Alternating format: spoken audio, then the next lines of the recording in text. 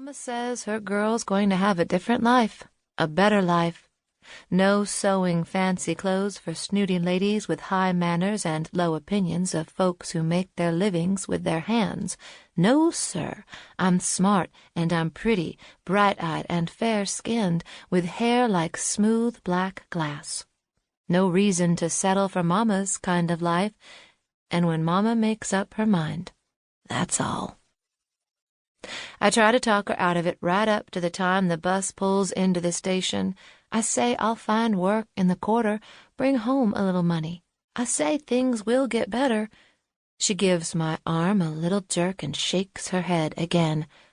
"There's a path for you," she says, with her chin stuck out, "and it isn't in New Orleans, and it isn't with any of the go-nowhere boys chasing around after your skirts.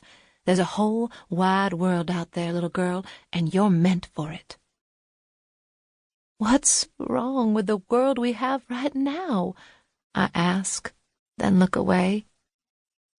I already know her answer. I've been hearing it since I was old enough to listen, and maybe even before that. I'm not going to turn out like Mama, not going to make the same mistakes, not going to throw my life away on some man who can't or won't look after me. I wish sometimes that Mama had chosen a better man when she picked my daddy. It seems he had a lot of shortcomings, and that I'm always the one paying for them. I hold my lips stiff as the bus door swings open and ignore the sting behind my eyes. "No looking back." Mama chokes and gives me one last breathless squeeze. "No looking back, ever." And then the door closes, and the bus jerks away from the curb, and I'm all on my own. We haven't gone a mile, and already my heart bleeds for home, and I start to think this might be the second biggest mistake Mama ever made, my daddy being the first. I've never really believed in fairy tales. Watching Mama's heart break by inches over the years has worked on me like a vaccine, so I'm not expecting a castle or happily ever after. But when I first catch sight of Gavin, North Carolina, all I can think of is getting back on that bus. How could anyone live in this place, this merciless place of scorched red earth and brown horizons, fields stripped bare as Pharaoh's Egypt, as if the God of Exodus himself had smitten the land for its sins? There's a world out there, and I'm meant for it. Mama said so. But this can't be what she meant, this baked ground with its stubbled fields. My feet move only because I know this is just one leg of my journey.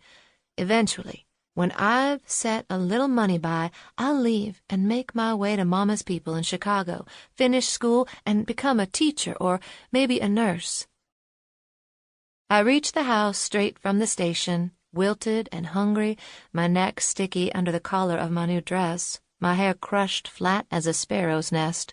Even my hat is a shambles, my violets lost somewhere along the way.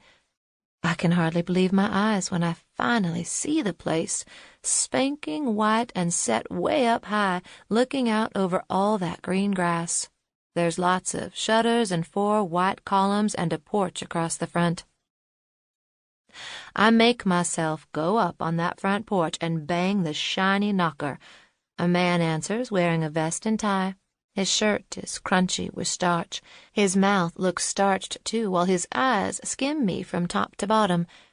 He tries to hide what he's thinking as he shows me into a fancy parlor with brocade curtains and a green velvet settee.